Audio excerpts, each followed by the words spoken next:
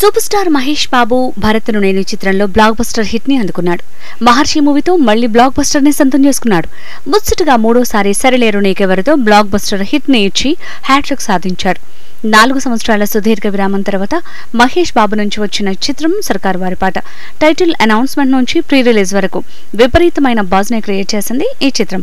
ఇప్పటి వరకు సర్కారు వారి పాట చిత్రం నుంచి వచ్చిన ప్రతి అప్డేట్ ఈ చిత్రంపై అంచనాల్ని పెంచింది. ఈ నెల 12న వరల్డ్ వైడ్ గా రిలీజ్ అయిన ఈ చిత్రం ఫస్ట్ హాఫ్ మాత్రమే బాగుందని, సెకండ్ హాఫ్ లాగ్లతో బోరింగ్ గా ఉందని ప్రేక్షకుల అభిప్రాయాన్ని వ్యక్తం చేస్తున్నారు.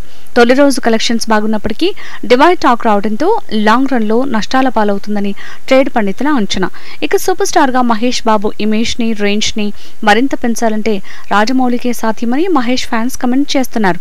Mahesh Babu pan India star గా రాజమౌళి చిత్రంతో ఎంట్రీ ఇవ్వటమే కరెక్ట్ అని చెప్తున్నారు.